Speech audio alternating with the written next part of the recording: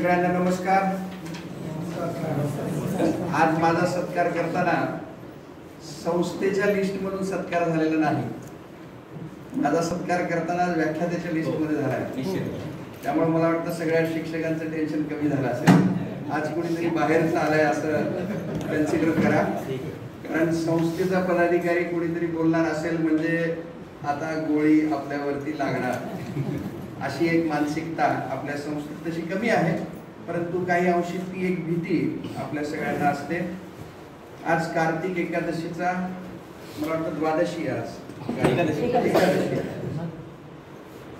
जून ते ऑक्टोबर त्या आषाढीपासून कार्तिकीपर्यंत आणि कार्तिकीपासून आषाढीपर्यंत अशी वारी चालत असते।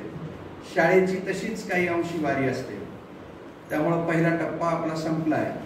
गेल्या वर्षीचा कोरोनामध्ये गेला, या वर्षीचाही बऱ्याच अंशी याच्यामध्ये गेला, कोरोनामध्ये म्हणा किंवा अर्धवट शिकवणं ह्याच्यामध्ये म्हणा।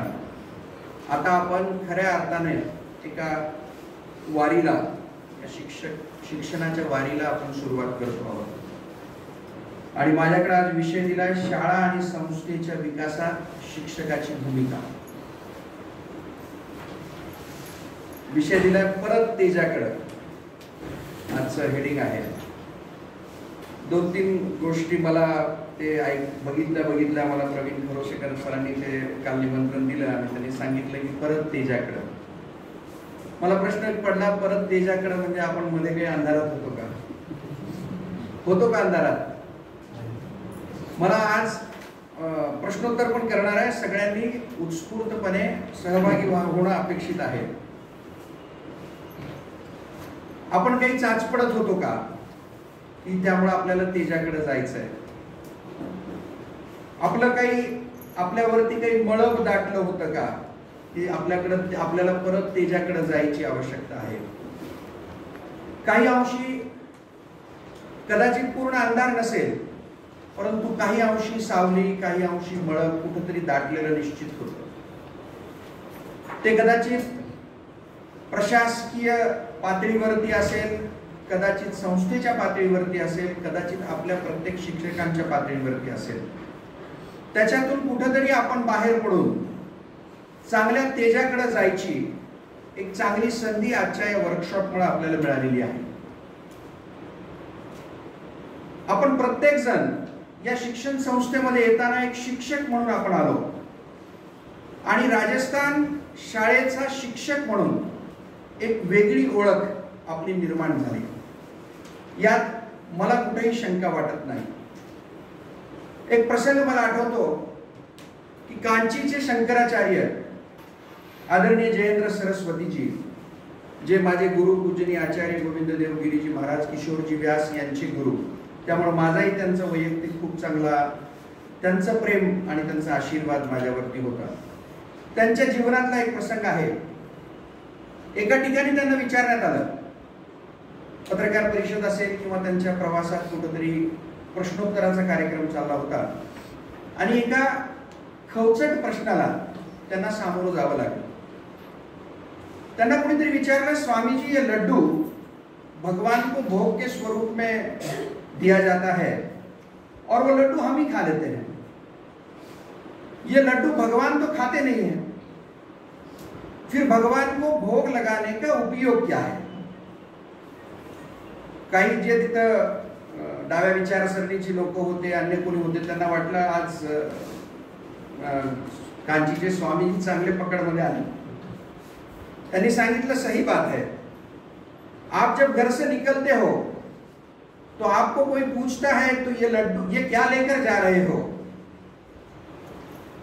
तो तुम कहते हो ये लड्डू है। ये किसका है? ये मेरा है। और जब ये लड्डू आप भगवान के मंदिर में लेके जाते हो, भगवान के सामने रखते हो, भगवान को भोग लगाते हो और ये समझते हो कि भगवान ने उसमें से भोग ले लिया है और फिर वो लड्डू लेकर फिर से घर निकलते हो, आपको दूसरा आदमी पूछता है कि ये क्या लेकर जा रहे हो, तो तब तुम कहते हो मैं प्रसाद लेकर जा रहा हूं। फिर पूछते हो ये काहे का है, किसका है, तब तुम कहते हो ये हनुमान जी का प्रसाद है। लड्डू वही है. लाडू तोच आहे. जेव्हा देवाच्या साठी तो लाडू जातो तेव्हा त्याचं कन्व्हर्जन हे प्रसादामध्ये होतं. देवानी काय घेतलं किंवा देवानी त्यात काय ओतलं आपल्याला माहिती नाही. त्याचं कन्व्हर्जन प्रसादामध्ये झालं. जे तुमचं होतं ते मारुतीचं झालं किंवा ज्या देवाला आपण अर्पित केलं त्याचं झालं. शिक्षक सुद्धा या संस्थेमध्ये जेव्हा येतो तो शिक्षक असतो. ही संस्था त्याच्यामध्ये काय मिसळते किंवा संस्था त्याच्यातून काय घेते माहिती नाही, परंतु त्या शिक्षकाचं कन्व्हर्जन जे आहे ते राजस्थान शिक्षण संस्थेचा आणि राजस्थान शाळेचा शिक्षक याच्यामध्ये होतो. त्यामुळे संस्था आपल्या या लाडूचं कन्व्हर्जन प्रसादामध्ये करते. त्यामुळे ज्या संस्थेमध्ये मी काम करतोय, ज्या शाळेमध्ये मी काम करतोय, त्याच्या प्रती जितकं मला करता येईल तितकं मी जर करत गेलो तर हे कन्व्हर्जन सतत होत राहील आणि त्याच्यामध्ये संस्थेची व्हॅल्यू वाढेल, शाळेची व्हॅल्यू वाढेल, मी ज्या विद्यार्थ्याला शिकवतोय त्या विद्यार्थ्याची व्हॅल्यू वाढेल आणि त्याच्यासोबतच माझी व्हॅल्यू ही खूप मोठी वाढेल. त्यामुळे शिक्षक बंधूंना माझी आग्रहाची विनंती आहे की ज्या संस्थेसाठी आपण काम करतोय त्या संस्थेच्या विकासामध्ये मूलभूत भूमिका ही शिक्षकाची आहे. आम्ही संस्था चालक म्हणून एक इन्फ्रास्ट्रक्चर तयार करणं, याला एक मार्ग देणं हे संस्था चालक सगळ्याच संस्था करतात. ही संस्था, अशा संस्था खूप कमी आहेत आता की ज्या सगळे संस्था चालक घरचं घालून इथं काम करणारे. अशा ज्या हातावरती मोजण्या एवढ्या ज्या संस्था आहेत त्यापैकी आपली एक अग्रगण्य संस्था आहे. त्यामुळे अशा संस्थेमध्ये संस्था चालकांपेक्षाही शिक्षकांची भूमिका ही किंगपिन सारखी आहे. किंगपिन म्हणजे एक वाहनामध्ये किंगपिन बेअरिंग असतं. ते जर बेअरिंग नसेल तर ते वाहन पुढे जात नाही. इंजिन असूनही उपयोग नाही. इंजिन आहे, टायर आहे, पेट्रोल आहे, डिझेल आहे, सगळं आहे, परंतु जर ते किंगपिन जो पार्ट आहे त्याचा जो मुख्य पार्ट आहे तो जर नसेल तर काहीच चालू होत नाही. तशी शिक्षकाची भूमिका जी आहे ती किंगपिन सारखी आहे. पालक शिक्षकांना संपर्क करतो, संस्था चालक शिक्षकांना संपर्क करतात, विद्यार्थी शिक्षकांकडून शिकतात. त्यामुळे शिक्षक हा सर्वव्यापी भूमिकेमध्ये असतो. त्यामुळे शिक्षकाची भूमिका ही अत्यंत महत्त्वाची आहे. त्यामुळे प्रत्येकाने याची जाण ठेवायला पाहिजे की माझ्याकडची एक चूक संस्थेचं नाव खराब करू शकते, माझ्या शिक्षक सहकार्यांचं नाव खराब करू शकते, शाळेचं नाव खराब करू शकते आणि एक पिढी खराब करू शकते. एका शिक्षकाचं एखादं स्पेलिंग जरी लिहायचं चुकलं तर अख्खी पिढी ते स्पेलिंग रिपीट करते आणि त्याच्या समोर ते टार्गेट असतं की येस मला सरांनी शिकवलंय, मला ते आठवतंय, सरांनी असं लिहित होते सर आमचे. त्यामुळे शिक्षकाची भूमिका स्वतः अत्यंत व्यवस्थित राहण्याची असायला पाहिजे, कारण त्याच्यामुळं या सगळ्या समाजावरती त्याचा परिणाम दिसणार आहे. शिक्षक उत्तम तर शाळा उत्तम, शाळा उत्तम तर संस्था उत्तम, संस्था उत्तम तर आपोआप येणारे विद्यार्थी उत्तम आणि येणारे विद्यार्थी उत्तम तर पुढची पिढी जी घडणार आहे ती पिढी सगळ्यात चांगली होणार आहे. त्यामुळे शाळा उत्तम करण्यासाठी शिक्षक उत्तम असायला पाहिजे. आता बघा संस्था म्हणून काय होतं, संस्था म्हणून वेल्थ इनहेरिटन्स होतं. संस्था म्हणून संस्थेने काय केलं, आधीच्या पिढीने पुढच्या पिढीला संस्थेची वेल्थ दिली, परंतु विस्डम जे आहे हे विस्डम आधीच्या शिक्षकांनी पुढच्या शिक्षकांना दिलेलं आहे. आज राजस्थान शाळा ओळखली जाते ते फाल्गुनराव पाटलांच्या नावाने. अरे फाल्गुनराव पाटील सर त्या शाळेत होते, नरवाडकर मॅडम त्या शाळेत होत्या. अजूनही मागचे कोणी विद्यार्थी आले तर जुन्या एका शिक्षकाची आठवण काढल्याशिवाय राहत नाही. आणि मला वाटतं की अनेक शिक्षक आपल्या संस्थेमध्ये आपल्या शाळेमध्ये असे आहेत की त्यांनी त्या शिक्षकांकडून विस्डम इनहेरिटन्स मध्ये घेतलेलं आहे.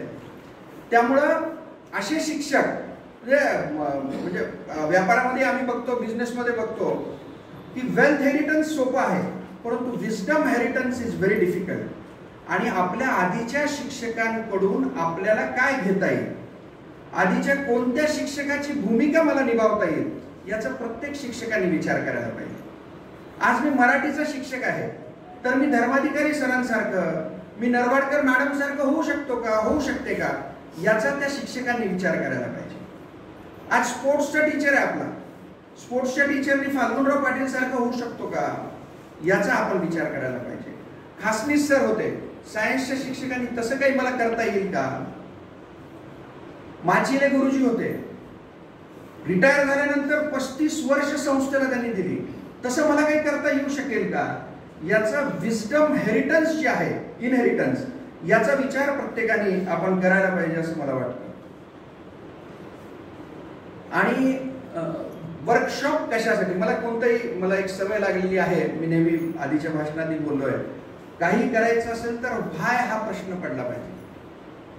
सगळ्यात आधी प्रश्न की व्हाय दिस वर्कशॉप, वर्कशॉप कशासाठी. वर्कशॉप, माझ्या इथले शिक्षक सगळे चांगले आहेत, मग वर्कशॉप कशासाठी.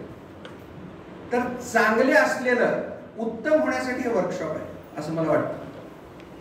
की मी चांगला आहे, परंतु माझ्यामधलं उत्तम काय निघू शकतं ते उत्तम काढण्यासाठी हे वर्कशॉप आहे.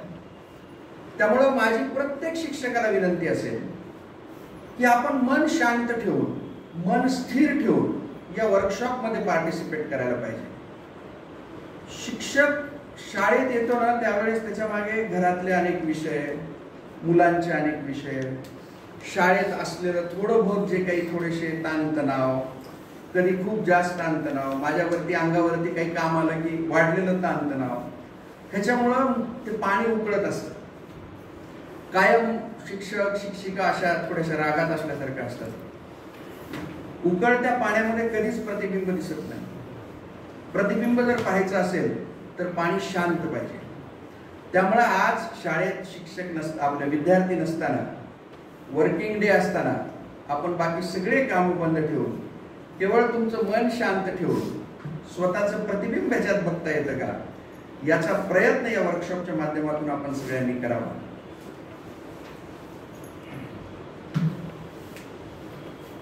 चांगल्या टीम मेंबर्सना घडवण्यासाठीचा वर्कशॉप आहे.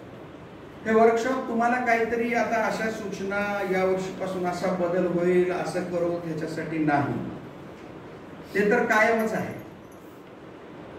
त्या सूचना तुम्हाला प्रशासकीय अधिकारी कायम देत असतात. त्यांनाही सांगितलेलं असतं की किती त्याचा टोकदारपणा कमी करून देता येईल तेवढं देत जा म्हणून. परंतु हा वर्कशॉप त्यासाठी नाही. हा वर्कशॉप स्वतःला आत बघण्यासाठी आहे असं मला वाटतं. आणि त्यामुळे पहिलं सत्र मला दिलंय की थोडंसं चार्जअप सगळ्यांना करता यावं. आणि मी पण माझ्या सगळ्या सूचना बाजूला ठेवल्यात.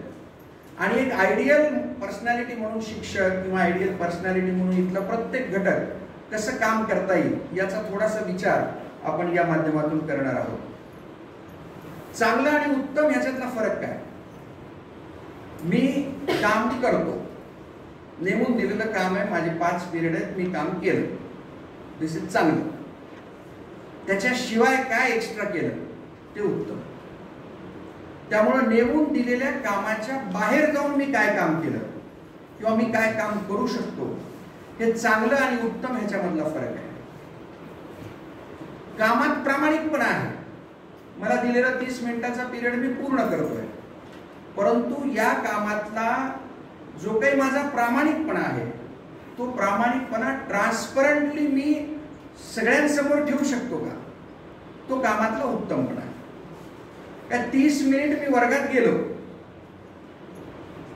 प्रशासकाच्या दृष्टिकोनातून तुम्ही पिरियड घेतला, परंतु मी खरंच तो पिरियड घेतला का आणि मी 4 लोकांसमोर जर सांगू शकत असेल पारदर्शकपणे तर ते चांगल्यापासून उत्तम पर्यंत गेल्यासारखं आहे. दिलेलं टार्गेट पूर्ण करणं हे चांगलं आहे, परंतु ते टार्गेट पूर्ण करताना मी काही व्हॅल्यू ॲडिशन केलं का त्याच्यामध्ये ते उत्तम. म्हणजे विद्यार्थ्यांना शिकवणं हे माझं टार्गेट आहे. आज मला हा धडा घ्यायचा होता, मी घेतला, त्याचं काय टाचण बिचण सगळं करून दिलं, टाचण वही वगैरे काहीतरी तुम्ही कंप्लीट करता, हे चांगलं आहे. परंतु मी शिकवल्यामुळं त्या विद्यार्थ्याच्या बुद्धीमध्ये, विद्यार्थ्याच्या नॉलेजमध्ये व्हॅल्यू ॲडिशन मी काही केलं का वेगळं तर ते उत्तम. चांगलं आणि उत्तम मध्ये थोडासा फरक आहे, परंतु प्रत्येकाने थोडा फरक जर करत गेलो तर एक चांगली पिढी आणि एक चांगली शाळा म्हणून, एक चांगली संस्था म्हणून आणि एक चांगला शिक्षक म्हणून आपण सगळे नावारूपाला येऊ, त्याच्यात कोणती मला शंका वाटत नाही. वेळेवर येणं चांगलं, परंतु वेळेशिवाय थोडा अधिक वेळ एखादं काम पडलं तर त्यासाठी थांबणं आणि त्यासाठी आपला वेळ देणं हे अधिक उत्तम. परस्पर संबंध निर्णय प्रक्रिया ज्या काही संस्था शाळा म्हणून होतात त्याच्यामध्ये ट्रान्सपरंटली भाग घेणं हे उत्तम शिक्षकाचं लक्षण आहे.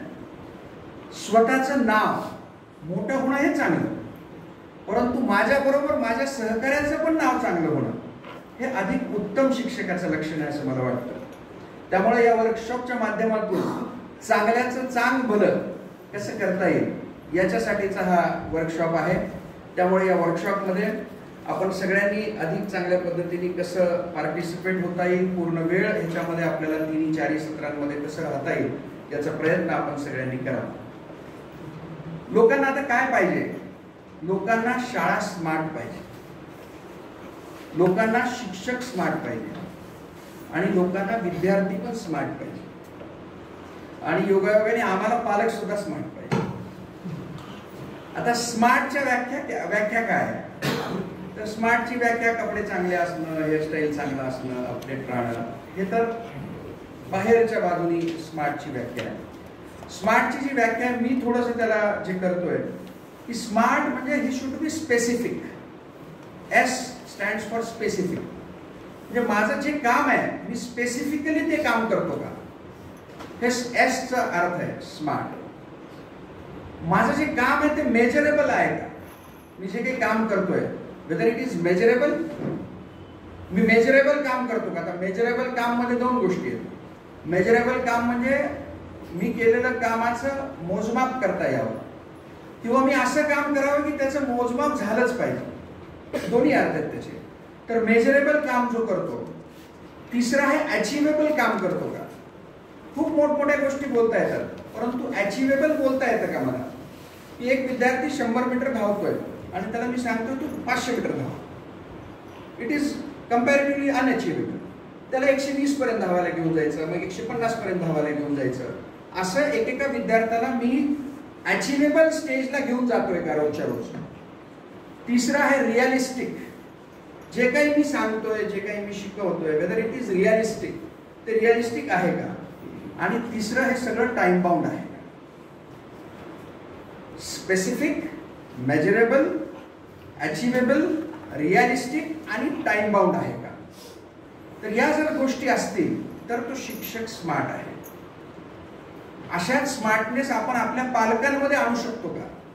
आपण वेगवेगळ्या ऍक्टिव्हिटीज पालकांसाठी घेतो, तर या ज्या काही ऍक्टिव्हिटीज आपण विचार करतोय किंवा आपल्यावरती थोपलं जातंय, कदाचित आपण अचीव्ह करतोय, आपण ऍक्सेप्ट करतोय, हे आपण पालकांमध्ये इम्पार्ट करतोय का. That is also important. तर आपले पालक सुद्धा स्मार्ट होतील. आता हे सगळं करत असताना शिक्षक कसा असायला पाहिजे. शिक्षकामध्ये सगळ्यात आधी प्रामाणिक वृत्ती असायला पाहिजे. म्हणजे आता हे शिक्षक म्हणून इथं सांगतोय, वास्तविक हे तुमच्या सहित आमच्या सहित सगळ्यांनाच लागू होणारी गोष्ट आहे की माझ्या कामाशी मी प्रामाणिक आहे का. म्हणजे आता मी जे सांगतोय ना, हे थोडंसं विचार करा. एखाद दुसरा पॉईंट नाही लिहिला तर चालेल, कारण मला प्रवीणने सांगितलं की हे सगळं रेकॉर्ड होणार आहे. ते रेकॉर्ड आपण बघू शकता. ते यूट्यूबवरती पण अपलोड करून माझ्या यूट्यूबला पण हे अवेलेबल असेल, शाळेच्या यूट्यूबला पण अवेलेबल असेल. मला वाटतं मी पहिल्या वेळेसच सांगतोय लिहू नका म्हणून, नाहीतर माझी प्रत्येक वेळेस आधी लक्ष असतं तुमच्या हातात डायरी पेन आहे का नाही ते. परंतु हे आपण अपलोड करणार आहोत. लिहिण्याच्या ह्याच्यामध्ये आपण जर आत नाही घेतलं त्या गोष्टीला, फक्त लिहिण्यात गेलं तर त्याच्यामध्ये वेळ जाईल. त्यामुळे मला वाटतं कॉन्सन्ट्रेट करा. काही चांगल्या गोष्टी आज विचार केल्यात, त्या गोष्टी कशा आपल्यामध्ये आत्मसात करता येतील. असं म्हटलं गेलंय की जी कोणती गोष्ट आत्मसात करायची असेल ती त्याच दिवशी आत्मसात केली तर आत्मसात होते. आपण जर दुसऱ्या दिवशी त्याचा विचार करून म्हटलं तर आत्मसात होत नाही. त्यामुळे आज माझ्या ह्याच्यामधून, पोद्दार सरांच्या ह्याच्यामधून, भोकानकर सरांच्या ह्याच्यामधून, प्रवीण नंतर बोलणार आहे, या सगळ्यांच्या ह्याच्यामधून जे आत्मसात करता येण्यासारखं आहे ते आजच्या आज आपल्याला कसं करता येईल ते जर आत्मसात आपण करू शकलो तर डेफिनेटली मला विश्वास आहे की एक वेगळी शाळा, एक वेगळं वातावरण आपल्याला शाळेमध्ये उद्यापासून पाहायला मिळेल. त्यामुळे प्रामाणिक वृत्ती, माझ्या कामाशी मी प्रामाणिक आहे का, हा प्रश्न प्रत्येकाने आपल्याला विचारावा. प्रत्येकाला स्वतःला वाटत असतं मी प्रामाणिक आहे, मी जे करतो ते प्रामाणिक आहे. म्हणजे मला कधीतरी प्रश्न विचारला जातो मी हे खाणार का, किंवा तुम्ही काय खाणार. मला जे आवडतं मी सगळं खातो, म्हणजे मला हे प्रामाणिकपणा वाटतो. परंतु ते तसं नाही आहे. तसं मी जे करतो ते प्रामाणिकच आहे असं आपल्याला वाटायची शक्यता असते, किंबहुना ती मानसिक प्रवृत्ती आहे माणसाची की मी जे करतोय ते प्रामाणिकच आहे असं स्वतःला वाटत असतं. तसं वाटण्यापेक्षा खरंच मी प्रामाणिक आहे का माझ्या कामाशी, ज्या कामासाठी मी शाळेत येतोय. मोबदला वगैरे सगळं सोडून टाका, पगार मिळते वगैरे त्याच्यावरती आपण विचार करणार नाही आहोत. जे मिळतंय, जे काही आहे ते मिळतंय ते मिळतंय. जास्त आहे कमी आहे त्याचा आज आपण वर्कशॉपमध्ये विचार नाही करायचा. वर्कशॉपमध्ये हाच विचार करायचा की मी ज्या कामासाठी नेमलेलो आहे, माझ्याकडे जी जबाबदारी आहे त्या जबाबदारीसाठी मी प्रामाणिकपणे काम करतो का, माझं काम करण्याचा हेतू प्रामाणिक आहे का, कामाच्या वेळेत अन्य गोष्टी मी करतो का. मला एक सगळ्या शिक्षकांना सांगा वाटतं की काय म्हणतात त्याला, एक करेज आपल्यामध्ये असायला पाहिजे इज टू से नो, नाही म्हणण्यासाठी. की माझ्या शाळेच्या कामामध्ये मला घरचा जरी फोन आला तरी मला हे करेज असायला पाहिजे, सॉरी मी आता नाही बोलू शकत, मी शाळेत आहे. शाळेत आहे म्हणजे 100% शाळेत असायला पाहिजे. म्हणजे मी आज या गोष्टीवरती थोडासा विचार करताना मला जाणवलं काही शिक्षिका आधी, आता कदाचित नसतील, स्वेटर शिवायच्या शाळेच्या वेळेत. मला हे आठवतं म्हणजे आम्ही शाळेत असताना त्यांचा ऑफ पिरियड असायचा आणि ते काम करायचे. पण मला त्याच्यासाठी सुद्धा ऑब्जेक्शन आहे. मला वाटतं ऑफ पिरियड जो आहे ना तुम्हाला मनन चिंतन करण्यासाठी दिलेला आहे. तो ऑफ पिरियड म्हणजे तुम्हाला त्या कामातून सुटका करण्यासाठी दिलेला आहे. या ऑफ पिरियड मध्ये एखाद्या वर्गातल्या मुलाला तुम्ही बोलवून त्याची भाषणाची तयारी करून घेऊ शकता. एखादी निबंध स्पर्धा आहे त्या निबंध स्पर्धेची तयारी करून घेऊ शकता. काही टिपणं काढायची आहेत पुढच्या लेक्चरसाठी त्याची तयारी करून घेऊ शकता. हा जो ऑफ पिरियड आहे, किंवा शाळेमध्ये सकाळी 10ला आलोय आपण आणि समजा 2 वाजेपर्यंत आहोत, तुम्ही 100% शिक्षक असायला पाहिजे. तसं शिक्षक तर बाहेरही असताच आहात, परंतु शाळेमध्ये तुमच्याकडे करेज असायला पाहिजे टू से नो. मी माझ्या शालेय कामाव्यतिरिक्त कोणतंही काम, मग ते व्हॉट्सअपचं चॅटिंग असेल, आलेला कॉल असेल, अन्य काही गोष्टी असतील, या गोष्टींना नाही म्हणायचं करेज तुमच्यामध्ये तयार झालं पाहिजे. व्यसनासाठी सुद्धा शाळेच्या वेळेत मी करणार नाही. साधं सोप खायचं व्यसन असतं की मला झोप येते तर मग थोडंसं लवंग खाल्ली तर माझी झोप जाते, हे व्यसन सुद्धा या काळामध्ये करता कामा नये. तर मग मी माझ्या कामाशी प्रामाणिक आहे. दुसरी एक कमिटमेंट असली पाहिजे, आपली बांधिलकी असली पाहिजे की माझ्या कामाप्रती मी कितपत जागृत आहे. की आज मला एखादा धडा घ्यायचा आहे, त्या धड्याचं तुम्हाला सगळं पाठ आहे की शिवाजी महाराज या वर्षी जन्मले, या वर्षी त्यांनी असं केलं, हे केलं, सगळं पाठ आहे. परंतु त्याचा आत्ताच्या संदर्भाने मी काही करू शकते का, किंवा मी काही बोलू शकतो का, याचा विचार करणं. म्हणजे मी माझं जे काही काम आहे त्या कामाप्रती कितपत जागृत आहे ह्याचा विचार आपण सगळ्यांनी करावा. मला दिलेलं काम माझं वेळेत पूर्ण होतं का, हे चांगलं आहे. वेळेच्या आधी पूर्ण होणं हे उत्तम आहे. म्हणजे काही काम असू शकेल की एखादं समजा तुम्हाला सांगितलं की उद्या हा कार्यक्रम आहे, कार्यक्रमाची तयारी करा, उद्या आल्यावर करू, यापेक्षा मी आज त्याच्यात तिची तयारी करून ठेवणं शक्य आहे का, उद्याचा वेळ कदाचित अन्य कामासाठी मला चांगल्या कामासाठी वापरता येईल, असा विचार करता येईल का. तर ती कमिटमेंट आपली त्या कामाच्या प्रती ती सिद्ध करते. मी दिलेलं काम योग्य स्वरूपात पूर्ण करतो का, कारण योग्य स्वरूपात जर काम पूर्ण नाही झालं तर तुमची एनर्जी वेस्ट गेली, त्या कामाच्या वेळेसची एनर्जी वेस्ट गेली. त्यामुळं मला जे काम दिलंय त्या कामाच्या प्रती माझी असलेली कमिटमेंट हे सिद्ध करतं की तुम्ही दिलेलं काम योग्य वेळेत केलं का, दिलेलं काम योग्य पद्धतीनं केलं का, ज्या हेतूने त्या कार्यक्रमाचं आयोजन केलं होतं तो हेतू माझ्या या कामाच्या अरेंजमेंट मधून पूर्ण होतो का, याचा आपण सगळ्यांनी अवश्य विचार करायला पाहिजे. वरिष्ठांनी तुम्हाला एखादं काम सांगितलं आणि ते तुम्ही काम पूर्ण केलं तर तुम्हाला समाधान मिळालं पाहिजे, त्याचा ग्रेस वरिष्ठांना मिळणार आहे. काम मी करतो आणि हार त्यांना मिळतंय म्हणून मी कामामध्ये कुठेतरी कचुराई करतोय का, याचा अवश्य आपण विचार करावा. कारण टीम वर्क आहे. तुम्ही सगळ्यांनी काम केलं तर ऑटोमॅटिक वर्कशॉप चांगलं झालं म्हणून होणार आहे. परंतु हे प्रत्येकाचं काम आहे. वर्कशॉपला 2 लोक 4 लोक जे पुढे जात आहेत, किंवा एखादा ऍक्टिव्हिटी आहे, एखाद्या संस्थेचा कार्यक्रम आहे, एखाद्या शाळेचा कार्यक्रम आहे, 2 लोकांकडे त्याची जबाबदारी आहे, तर त्या 2 लोकांना ग्रेस मिळणार आहे, मला काय मिळणार आहे असा विचार न करता, ग्रेस त्याला मिळालं काय मला मिळालं काय, it is one and the same, असा विचार करून आपण त्या कामाप्रती काम करतो का.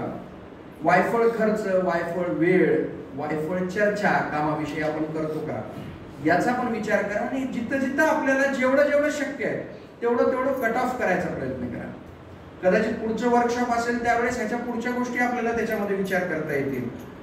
तसं या पुढच्या 6 महिन्यात 8 महिन्यात आपल्याला राहता येईल का, याचा आपण सगळ्यांनी अवश्य विचार करावा. त्याचा पुढचा विषय आपली निष्ठा कशी आहे. मी ज्या संस्थेत काम करतो त्या संस्थेविषयी माझी निष्ठा कितपत बळकट आहे, की उद्या संस्थेविषयी कोणीतरी काही बोललं आणि मी हल्लो, अशी माझी निष्ठा आहे का.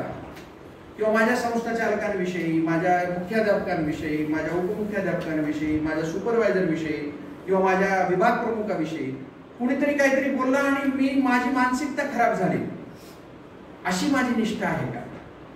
एखाद्याने सांगितलं तरी हे सांगता आलं पाहिजे की आमच्या शाळेमध्ये, आमच्या संस्थेमध्ये, आमच्या लोकांकडे असं चुकीचं होऊ शकत नाही. मी मागे एक उदाहरण दिलं होतं. आपले एक पालक माझ्याकडे आले होते आणि त्या पालकांनी एका बँकेमध्ये काम करायचे आणि त्या बँकेच्या चेअरमनचा माझा परिचय होता. परंतु ते जितक्या वेळेस यायचे तितक्या वेळेस सांगायचे, अहो सर आमच्या चेअरमन साहेबांना तुम्ही एकदा भेटायला पाहिजे, ते खूप चांगली पर्सनॅलिटी, ते असे आहेत, ते तसे आहेत, आमची बँक अशी, आमचं हे असं आहे, आमचं ते तसं आहे. वास्तविक मला माझ्याकडे ते आपले पालक म्हणून भेटायला आले होते. त्यांनी त्यांच्या बँकेविषयी मला बोलायचं कारण नव्हतं. मला काही तिथं खातं उघडायचं नव्हतं किंवा त्या माणसाकडून माझं काही काम नव्हतं. परंतु त्यांनी त्याची व्हॅल्यू ॲडिशन करून घेतली स्वतःची, की मी त्या संस्थेशी जोडलो गेलोय, मी त्या व्यक्तीशी जोडलो गेलोय. आणि इतकंच नाही तर ती व्यक्ती इतकी चांगली आहे. मी विचार करायला लागलो की त्या संस्थेचा हा एक कर्मचारी, तो त्या संस्थेविषयी इतकं चांगलं बोलतोय, म्हणजे ती संस्था किती चांगली असेल. एक छोटीशी गोष्ट अशी आपण इम्पार्ट करू शकतो का, की आमची शाळा अशी आहे, आमचे संस्था चालक असे आहेत, आमचे हे असे आहेत. नाहीतर नॉर्मली काय असतं, रोजच्या वर्किंगमध्ये जे लोक असतात त्यांच्याविषयी आपली काहीतरी तक्रार असते, की करवा सर आले की काहीतरी नवीन काम लावून जातात. अजून कोणी संस्था चालक असले की ते असे फायर करतात, हे करतात. हा कामातला पार्ट आहे. परंतु ती व्यक्ती म्हणून चांगली आहे ना, मी हे बाहेर कुठं बोलतो का, बाहेर आपण कुठं हे सांगतो का. हे माझ्याविषयी नाही सांगत, एक संस्था म्हणून आपल्या संस्था चालकांविषयी, आपल्या संस्थेच्या इतिहासाविषयी ही मार्केटिंग ऍक्च्युली आपण संस्थेची करतोय, म्हणजे आमच्या बिझनेसच्या शब्दात सांगतो. परंतु ही मार्केटिंग तुमची आहे, हे व्हॅल्यू ॲडिशन तुमचं आहे. त्यामुळं आपण जिथं कुठं बसतो तिथं आपल्याला या गोष्टी सांगता आल्या पाहिजेत. कारण बघा, एखाद्या शिक्षकाने जर चूक केली तर बाहेरचा लगेच म्हणतो, राजस्थान शाळेचा शिक्षक असून तू असं करतो का, म्हणतो की नाही. तसंच राजस्थान शाळेचं, राजस्थान शिक्षण संस्थेचं आपण आपली निष्ठा कशा प्रकारे प्रकट करू शकतो त्याचा हा एक भाग होऊ शकतो. आदर आणि निष्ठा एकमेकांविषयी पाळल्या पाहिजे. मी जर येणाऱ्या चपराशीला काय चाललंय मामा म्हणून विचारलं, त्याच्याविषयी आदर प्रकट केला, तर डेफिनेटली त्याची काही ना काही पॉझिटिव्ह एनर्जी या ठिकाणी तयार होते आणि त्याच्यामुळे आपल्याला सुद्धा पुढचा कोणीतरी चांगलं बोलत असतो. मागे एक उदाहरण दिलेलं कदाचित आठवत असेल तुम्हाला. एक आईसची फॅक्टरी होती, एक घडलेली घटना आहे. आणि आईसच्या फॅक्टरीमध्ये एक माणूस सर्व्हिस करून घरी जाताना त्या वॉचमनला रोज बोलून जायचा, कसे आहेत मामा, सगळे बरे आहेत, काय येतो म्हणून. मी परत हे रिपीट करतो, मी बोललोय आपल्या सगळ्यांना ही गोष्ट. एके दिवशी असं झालं की जाताना त्या वॉचमनच्या लक्षात आलं, कुलूप लावताना फॅक्टरीला, की हा माणूस आज आपल्याला बोलून गेला नाही, म्हणजे हा आज फॅक्टरीच्या बाहेर गेला नाही. त्यांनी आज जाऊन फॅक्टरी उघडली रात्री 9 वाजता. उघडून त्यांनी बघितलं तर आज तो मूर्छित होऊन पडलेला. केवळ त्याच्या चांगुलपणामुळे त्याचा जीव वाचला. अदरवाईज मेकॅनिकली ती फॅक्टरी बंद झाली असती, रात्रीतून तो मेला असता आणि सकाळी डेड बॉडी बाहेर काढावी लागली असती. एक चांगला जर गोष्ट आपण करत गेलो तर त्याचा जीवनामध्ये कसा उपयोग होतो त्याचं हे एक उदाहरण आहे. प्रत्येकाविषयी आदर आपल्या वर्तणुकीतून जाणवायला पाहिजे. जो आदर दुसऱ्याला देतो त्याला निश्चित आदर मिळतो.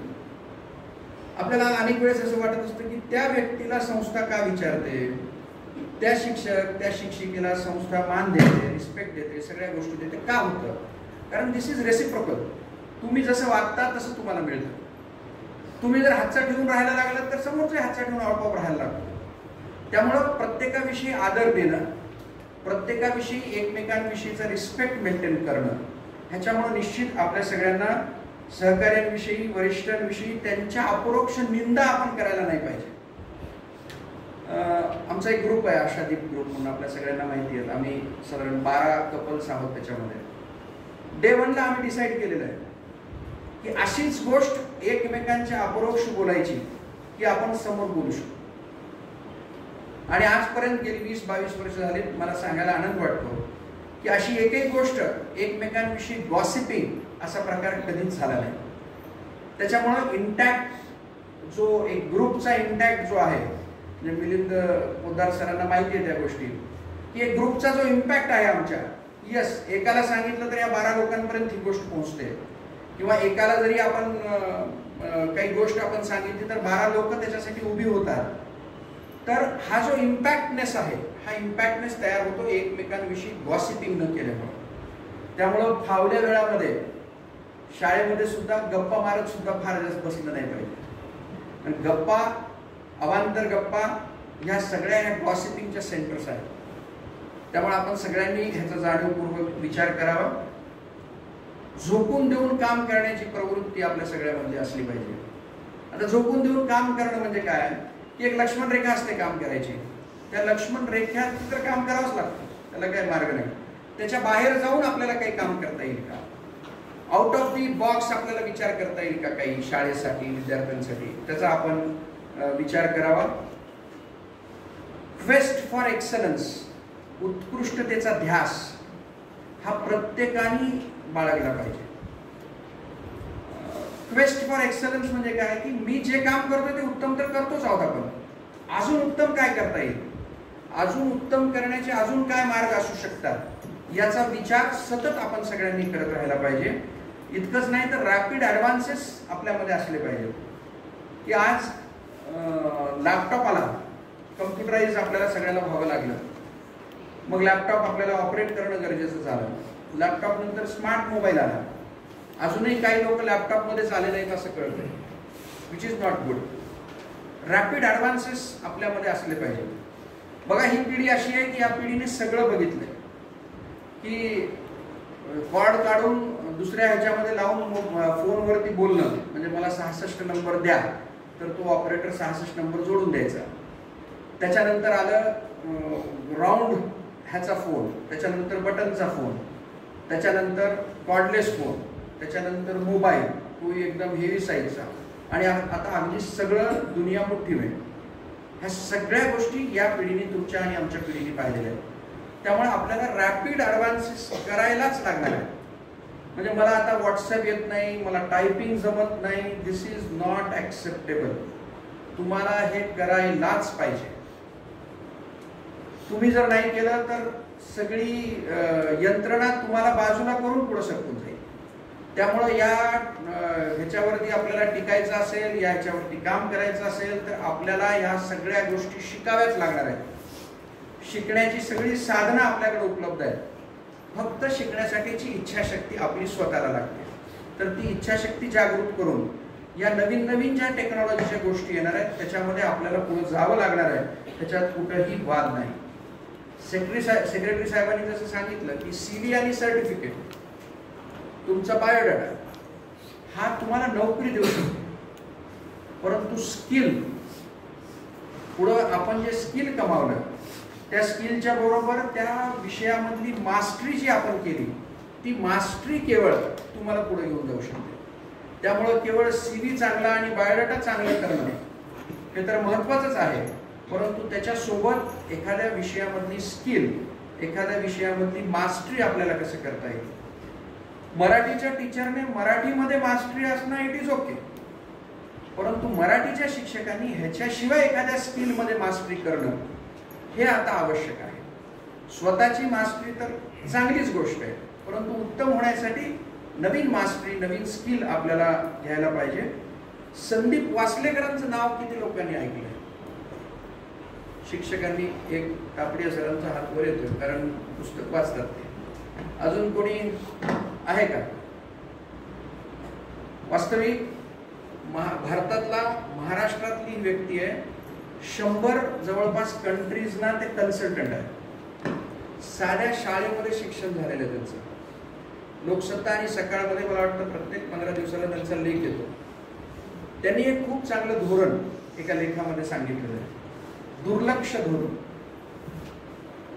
एखाद्या असा विषय ज्याच्यामुळे माझी मानसिकता खराब होईल, एखादा असा विषय ज्याच्यामध्ये मी करत असलेल्या कामावरती त्याचा परिणाम होईल, एखादा असा विषय की ज्याच्यामुळं माझा आणि माझ्या शिक्षकाचा रिलेशनशिप खराब होईल, एखादा असा विषय की ज्याच्यामुळं शाळेची शांतता भंग होईल, एखादा असा विषय ज्याच्यामुळं माझ्या घरातली शांतता भंग होईल, अशा विषयाकडे दुर्लक्ष करणं हा एक धोरणाचा भाग होऊ शकतो.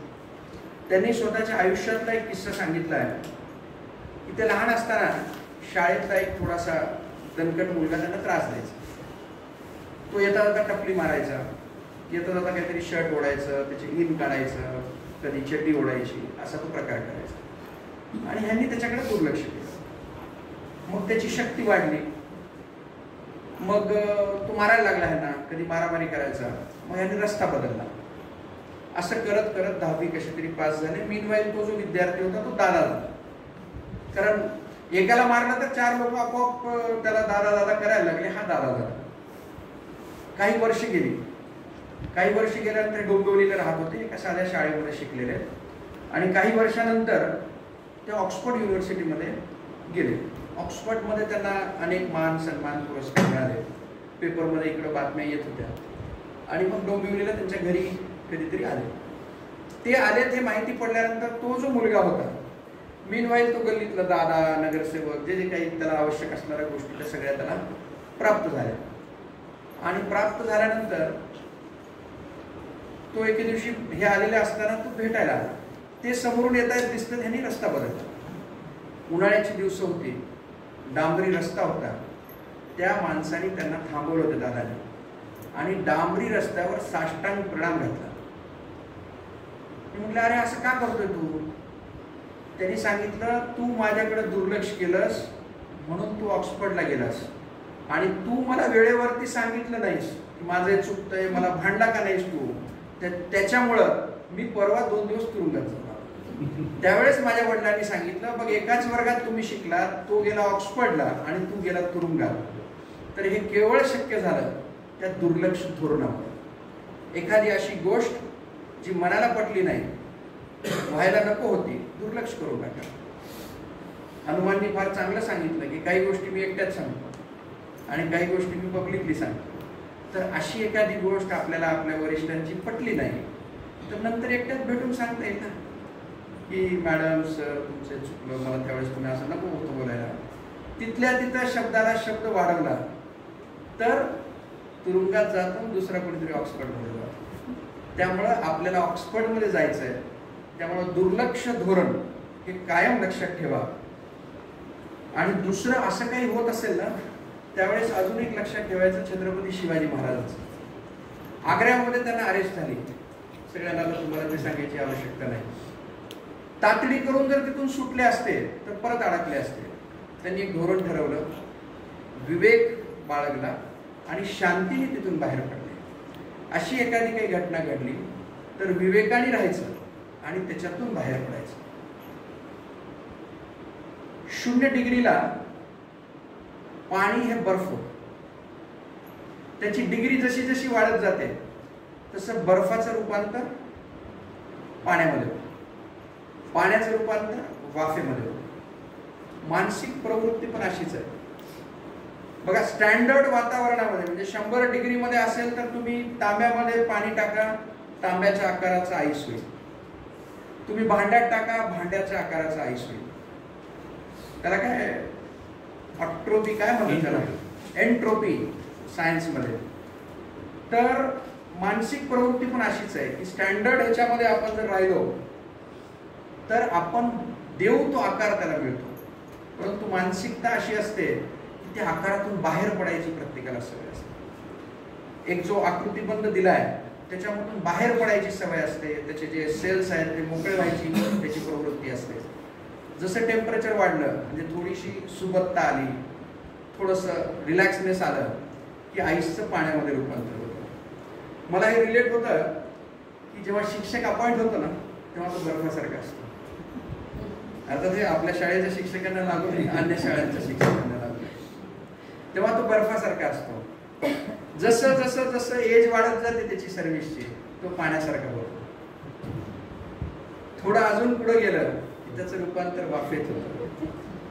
मला इथल्या शिक्षकांकडून एक अपेक्षित आहे की आपण ज्या स्टेजमध्ये जशा पद्धतीने आपण लागलो होतो, कारण राजस्थान शाळेमध्ये शिक्षक इन होणं सोपी गोष्ट नाही, त्यामुळे ज्या पद्धतीने इथं आपण लागलो होतो, ज्या आकारामध्ये लागलो होतो त्या आकारामध्ये राहायचा आपण प्रयत्न करावा. सोपं नाही परंतु अवघड पण नाही, त्यामुळे त्या आकारामध्ये आपण राहायचा प्रयत्न करावा. कारण डोळे सगळ्यांचे सारखे असतात, फक्त दृष्टिकोनामध्ये फरक असतो. अशक्य काहीच नाही. मनात आणलं तर चाळणीत पण पाणी आपण घेऊ शकतो, फक्त विवेकाने त्या चाळणीतल्या पाण्याचा बर्फ व्हायची वाट पाहायला पाहिजे. त्यामुळं आपण इतक्या विवेकाने इतक्या संयमाने राहायला पाहिजे. आलेल्या प्रत्येक प्रसंगाला आपण धीरोदात्तपणे जर तोंड दिलं तर हे सगळं करू शकतो.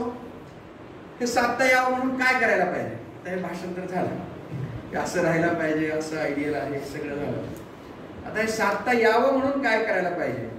तर त्याला चांगल्या सवयी आपण लावून घेतल्या पाहिजे.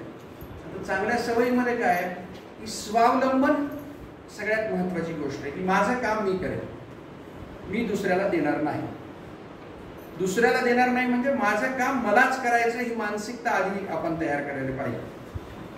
वेळेआधी काम पूर्ण करायची सवय लावायची. कामाचं पूर्व नियोजन आवश्यक आहे. एखादं काम आपल्याला दिलंय की हे पेपर मला 25 दिवसात किंवा 8 दिवसात तपासून पाहिजे. मला किती गठ्ठा आलाय, तुमच्या भाषेत मी सांगतो, मला कितीच गठ्ठा आलाय, 2 दिवसानंतर बघू, 4 दिवसानंतर बघू, आज मला ही अडचण आली, आज मला ती अडचण आली, असं करत करत जे आपण लांबवतो त्याच्याऐवजी पूर्वनियोजन करा. मला 50 पेपर तपासायचे, माझ्याकडे 5 दिवस आहेत, किमान 10 पेपर मी तपासले तर 5 दिवसात देऊ शकतो. एक दिवस काहीतरी अडचण तयार होईल, मला 4 दिवसात संपवायचं, मला 15 पेपर रोज तपासायचे. असं जर पूर्वनियोजन केलं तर खूप चांगलं काम आपण करू शकतो. एखादं काम दिलं गेलंय त्याचा पूर्व अभ्यास आपण व्यवस्थित करू शकतो का, त्याचा आपण विचार करायला पाहिजे. मी नेहमी बोलत आलोय की कॅप्सूल आतमधली औषध खारट असते, परंतु कॅप्सूलला काही टेस्ट नसतो. तसं एखाद्या वेळेला काही बोलायचं जरी असेल तर आपल्याला जे बोलायचं ते कॅप्सूलमध्ये टाकून बोलत असलं पाहिजे. त्यामुळे आपलं वक्तव्य हे एकमेकांविषयी मृदू असलं पाहिजे. आपल्या वरिष्ठांबरोबर बोलताना, आपल्या ज्युनियर बरोबर बोलताना आपण किती मृदू राहू शकतो ह्याचा उपयोग आपल्याला घरात पण होतो. बरं का, म्हणजे अत्तरचं दुकान आहे, अत्तरच्या दुकानवाल्याला स्वतः अत्तर लावायची गरज नाही. तसं आहे, आपण जर इथं सॉफ्ट बोलायला लागलो घरातही सॉफ्ट बोलायला लागलो, नाहीतर इथला शिक्षक घरी, घरचा नवरा इथं, असं जर भानगड झाली तर मग सगळं बिघडून जातं. त्यामुळे सवयच आपण अशी लावायची की जिथं कुठं बोलू, एखादी गोष्ट बोलायची जरी असेल तरी शुगर कोटेड कशी बोलता येईल तसं आपल्याला बोलता येईल का. सॉफ्ट स्किल आपण धारण केले पाहिजे. साधं पंचिंग कसं करायचं पेपरला, किंवा पेपर कशा पद्धतीने आपण आपल्या वरिष्ठांकडे द्यायचा, आपण गोल करून घेऊन जातो, त्यांनी ते परत उलटं गोल करायचं, असं करण्यापेक्षा आपण फोल्डरमध्ये घेऊन जाऊ शकतो का. मामूल 10-5 रुपयाची असते, परंतु असे जे सॉफ्ट स्किल्स आहेत ते सॉफ्ट स्किल आपण व्यवस्थित अंगीकारू शकतो का. आणि दुसरं सगळ्यात महत्त्वाचं, आपण सगळ्यांनी सिस्टम डिपेंड राहायला पाहिजे. आज मुख्याध्यापक कोण आहे, उपमुख्याध्यापक कोण आहे, सुपरवायझर कोण आहे, शालेय समितीचा अध्यक्ष कोण आहे, संस्थेचे सचिव कोण आहेत, ह्याचा विचार न करता we should be system driven. की हे माझं काम आहे, मला हे करायचंच आहे, मला कोणी सांगू नाही तर न सांगू. 15 ऑगस्ट आले, 15 ऑगस्टची माझी ही जबाबदारी आहे.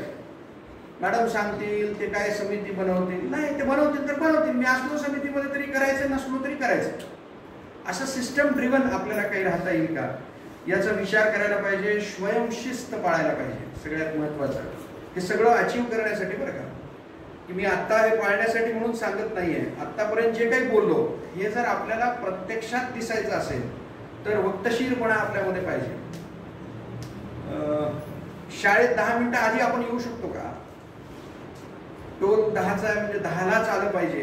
आपण हा विचार करायला पाहिजे की तिथं 10 लोक 50 लोक साईन करणार आहेत, 50 लोक थंब देणार आहेत.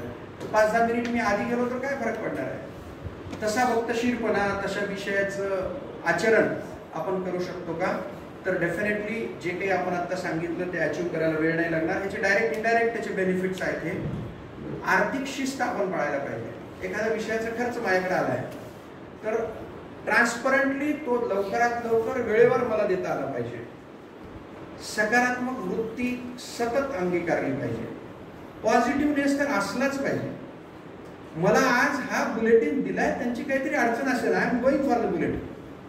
मलाच का दिलं, माझे 2 पिरियड झाले, असा कधीच विचार नाही करायचा. समोरच्याने काही ना काही विचार केलेला असणार आहे. समजा चुकीचा विचार केला, काय फरक पडला आपल्याला 30 मिनिट बुलेटिनला गेलो तर? तिथं जाऊन मुलांच्या आनंदामध्ये आनंदी व्हायचं आहे. त्यामुळे सकारात्मक विचार केलेला पाहिजे. झालेली टीका, झालेली प्रशंसा तितक्याच समबुद्धीने घेता आली पाहिजे. मला रोज टीकाच सहन करावी लागते, कधीतरी तुमची प्रशंसा नक्की होईल. प्रशंसा होण्यासारखं काम करा. आणि माझी नेहमी प्रशंसा होते ना, आज माझ्यावरती टीका झाली, माझं काहीतरी चुकलं असणार आहे. अदरवाईज मला 25 वेळेस माझी तारीफ करणारी व्यक्ती आज जर मला काही बोलतीये, त्याच्यामागे माझी काहीतरी चूक असेल, असा विचार आपण सतत करायला पाहिजे. नवीन बदल, जो काही नवीन बदल होत आहेत, आता आपण अचानक वर्षभर ऑनलाईन मध्ये गेलो, आपण आनंदाने स्वीकार केलं. मला सांगायला आनंद वाटतो. आज भटाणकर सर आहे तिथं, त्यांना त्या गोष्टीची बरीचशी जाणीव आहे की आमच्याकडे इंग्लिश स्कूल्स आहेत. इंग्लिश स्कूलच्या मुलांकडे सगळ्या फॅसिलिटीज अवेलेबल आहेत. They are having laptop, pad, pod, काय सगळ्या गोष्टी आहेत. मुलांकडे इंडिव्हिज्युअल मोबाईल आहे. परंतु या शाळेच्या 25-30% मुलांकडे घरातच मोबाईल नाही. असं असताना सुद्धा आपलं अटेंडन्स ॲव्हरेज 65% होती ऑनलाईनमध्ये. आणि या इंग्लिश स्कूलचं, आपलीच शाळा आहे, सांगायला नको आहे, परंतु फॅक्ट ही आहे की 40-42%च्या वरती त्यांचं अटेंडन्स नव्हतं. म्हणजे मी पाहतोय की इंग्लिश शाळेच्या आई वडील दोघेही त्या मुलाच्या शेजारी बसून राहायचे. तुझा पिरियड चालू आहे, मी ऑफिसला 2 तास, दुपारी 2 तास उशिरा जाईल, मग तू पिरियड अटेंड कर. परंतु मुलाचं इतकं सगळं असताना सुद्धा 40-42% वरती त्यांचं अटेंडन्स नव्हतं आणि आपलं 65% होतं. ठीक आहे, एक शाळा म्हणून, मुख्याध्यापक म्हणून आम्ही त्यांना सांगत असतो का 65, व्हाय इट कॅनॉट बिकम 100%. परंतु एकूण परिस्थितीमध्ये 65 झालंय, हे सुद्धा खूप चांगलं आहे. त्यामुळं नवीन जे बदल आपण जे ॲक्सेप्ट केले, त्या बदलाला आपण कधी यूट्यूबवरती गेलो, कधी टीम्सवरती गेलो, आणि हे सगळं करत करत आपण जे ॲक्सेप्ट केलं, त्यामुळं आपण सकारात्मक वृत्ती ठेवली आणि त्याला ॲक्सेप्ट केलं. त्यामुळं खूप चांगलं काम होऊ शकलं. आणि हे सगळं करण्यासाठी सकारात्मक विचार करणाऱ्या व्यक्तीच्या संपर्कात राहणं आवश्यक आहे. दारू पिणारा माणूस दारू पिणाऱ्याच्या संपर्कात राहिला तर त्याचं कन्झम्पशन वाढतं, आणि न पिणाऱ्याच्या संपर्कात राहिलं तर कन्झम्पशन कमी व्हायची शक्यता किंवा दारू सुटायची शक्यता आहे. तसंच पॉझिटिव्ह विचार करणाऱ्याच्या संपर्कात राहिलो तर आपण पॉझिटिव्ह बनवू, निगेटिव्ह विचार करणाऱ्याच्या संपर्कात राहिलो तर निगेटिव्ह बनवू. त्यामुळे जिथं जिथं पॉझिटिव्हनेस आहे, जिथं जिथं पॉझिटिव्ह विचार करणारी लोक आहेत, तिथल्या संपर्कात कसा राहता येईल याचा आपण सगळ्यांनी विचार करावा. मेहनत करणं आवश्यक आहे. मेहनतीशिवाय काही मिळणार नाही. त्यामुळं जे काम आलंय त्याच्यावरती अधिक मेहनत घेऊन ते काम वेळेवर लवकरात लवकर कसं पूर्ण करता येईल याचा आपण विचार करायला पाहिजे. रागावर नियंत्रण हा एक मोठा विषय आहे. त्याच्यावरती काही लोकांबरोबर मला वेगळं बसायचं आहे. रागावरती नियंत्रण कसं असावं, तर रागावरती नियंत्रण असण्यासाठी आधी तर पॉझिटिव्ह विचार करायला सुरू करा. की एखाद्याने काही सांगितलं, मला राग आला, तिथं त्याला शांत करा आणि विचार करा की समोरच्यानी काही ना काही विचार करून मला ही जबाबदारी दिली किंवा मला हे काम दिलंय. तर रागावरती नियंत्रण ठेवणं, दुसऱ्यावरचा आदर आणि आपला विवेक हे दोन्ही जागरूक ठेवलं तर रागावरती नियंत्रण राहतं. त्याचा आपण विचार करावा. सतत विधायक कार्यामध्ये आपण गुंतून राहिलं पाहिजे. काही ना काही पॉझिटिव्ह काम. हे शाळेचंच काम म्हणून नाही, शाळेच्या बाहेर सुद्धा पॉझिटिव्ह कुठे ना कुठं आपण गुंतून राहिलो तर डेफिनेटली आपलं काम जे आहे ते चांगलं होईल. दुसरं प्रायोरिटी ठरवायला पाहिजे. मी पाहतो अनेक शिक्षक शिक्षिका इव्हन बाहेरची लोक सुद्धा आपल्या प्रायोरिटी बदलत असतात. शिक्षक म्हणून पहिली प्रायोरिटी शाळा असली पाहिजे. मी बाहेरच्या कामामध्ये जे जे करतो मी शाळेमध्ये करतो का, this should be my first priority. कारण माझं घर, माझ्या मुलांचं शिक्षण, माझं सगळं ह्याच्यावरती चालतं. आणि मला खेदाने मला वाटतं की शिक्षकांची प्रायोरिटी ही शाळा राहिलेली नाही आहे. आपल्या इथले काही पार्ट आहेत त्याच्यामध्ये, नाहीत असं सांगत नाही, अधिकांश प्रायोरिटीमध्ये आहेत. परंतु अधिकांश शाळांमध्ये असं पाहण्यात येते की शिक्षकाची शिक्षण, शाळा ही प्रायोरिटी, नेक्स्ट प्रायोरिटी आहे, दुसऱ्या प्रायोरिटी झाली आहे. तर त्यामुळं जाणीवपूर्वक आपण सगळ्यांनी विचार करा आणि माझी शाळा, माझे विद्यार्थी आणि माझं शिकवणं ही माझी प्रायोरिटी आहे का, याचा आपण सगळ्यांनी अवश्य विचार करावा. फ्लेक्झिबिलिटी आपल्यामध्ये असली पाहिजे. बदलता काळ आहे, बदलतं मॅनेजमेंट आहे. आणि आमच्या शाळेमध्ये तर असं आहे की मी जेव्हापासून चेअरमन झालोय तेव्हापासून तुम्हाला सगळ्याला माहिती आहे की सतत मॅनेजमेंट बदलत आहे. म्हणजे आतापर्यंत जितके मुख्याध्यापक झाले, सगळ्यात जास्त मुख्याध्यापकांना निरोप दिलेला अध्यक्ष मी आहे. त्यामुळं सतत मॅनेजमेंट बदलत जातं. सतत समोरच्याचा विचार करण्याची, समोरच्याची कुवत, समोरच्याची काय म्हणतात त्याला विचार करण्याची पद्धती ही सतत बदलत जाते. त्यामुळे मी किती लवचिक राहिलो असेल ह्याचा विचार करा. आणि येणारं जे कोणी मॅनेजमेंट असेल त्याच्याबरोबर लवचिकता, कारण नवीन सरकारी धोरणं रोज बदलत आहेत. रोज आता व्हॉट्सअपला तुम्हाला रोज वेगवेगळे निरोप येतात. तुम्ही म्हणता की काय आत्ता तर मॅडम मी हे पाठवलं, अजून काय नवीन पाठवलं. त्यांची त्याच्यामध्ये असहाय्यता आहे. वरून जसं येतं तसं ते तुम्हाला पाठवावं लागतं. त्यामुळं न्यू नॉर्मल जे आहे त्याला आपल्याला फ्लेक्झिबल राहून सामोरं जावं लागणार आहे. त्यासाठी मानसिक आणि बौद्धिक फ्लेक्झिबिलिटी जी आहे ती आपल्या सगळ्यांना ठेवणं आवश्यक आहे. गॉसिप टाळणं हे अत्यंत आवश्यक आहे. महत्त्वाची गोष्ट आहे की एकमेकांविषयी मागे निगेटिव्ह बोलायचं नाही. हा जर आपण नियम करून घेतला तर मला वाटतं आपली शाळा ही एक आदर्श शाळा, इथला शिक्षक हा एक आदर्श शिक्षक म्हणून कामाला येईल. रिकाम्या भांड्यावर झाकण आणि चुकीच्या विचाराला पाठराखण कधीच उपयोगाची नसते. त्यामुळे रिकाम्या भांड्यावर झाकण टाकायचं नाही आणि चुकीच्या विचाराची पाठराखण करायची नाही. इतकं सगळ्यांनी लक्षात ठेवा. तुम्ही चांगले का वाईट हा विचार कधीच करू नका. कारण समोरच्याची जेव्हा गरज असते तेव्हा तो चांगला आहे आणि गरज संपले की तुम्ही वाईट होता. त्यामुळं आपण स्वतःला आपण चांगलं कसं राहता येईल याचा विचार करा. दुसऱ्याच्या बोलण्यामुळं आपली मानसिकता खराब करू नये याचा आपण अवश्य विचार करावा. आपण पायाने चालतो तेव्हा तो प्रवास होतो. आपण हृदयाने चालतो तेव्हा ती यात्रा होते. आणि आपण भान हरपून चालतो तेव्हा वारी होते. त्यामुळे आता कार्तिक ते आषाढी ही जी वारी आहे ही वारी खूप चांगली जाईल. आणि मॅडम, उपमुख्याध्यापक आणि विशेष करून भरोसेकरांनी जे वर्कशॉप अरेंज केलं आहे, या वर्कशॉपमुळं पुढची वारी आपली ह्या 6 महिन्याची खूप चांगली जाईल अशी अपेक्षा व्यक्त करतो. आपण सगळ्यांनी या सगळ्या विषयात खूप मनस्वीपणे सहभागी झालात त्याबद्दल आपला आभार व्यक्त करतो.